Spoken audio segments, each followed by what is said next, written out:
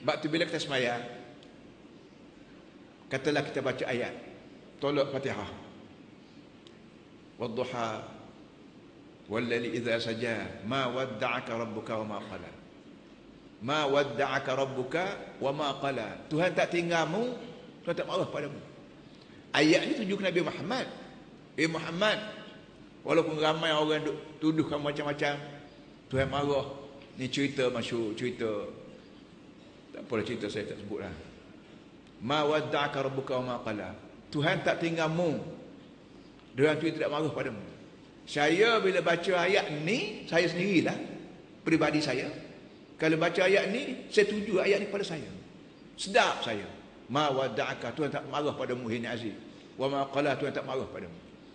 Saya ulang berkali-kali. Ulang ayat ni berkali-kali untuk menambahkan iman, keyakinan, semangat saya seorang diri. Tuhan tak tinggalmu hai Aziz.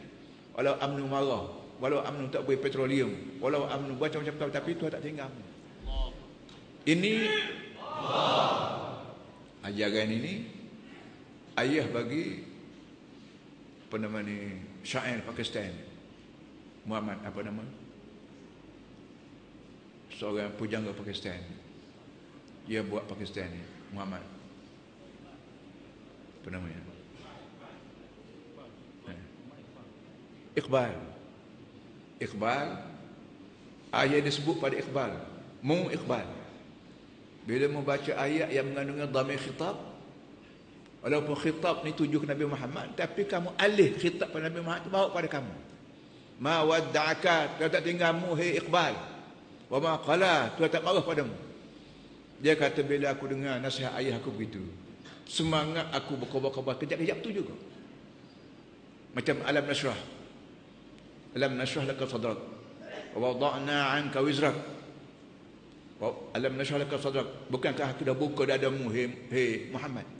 Iqbal kata, sekarang ni aku baca ayat ni, zaman Nabi ada itu ayat tuju ke Nabi. Bila Nabi meninggal dunia, ayatnya aku tuju pada aku. Bukankah aku dah buka dadamu hai Iqbal? Orang marah pun tak peduli, orang puji pun tak lupa daratan. Wada'na 'anka wizrak, dan aku buang bebanan daripada kamu.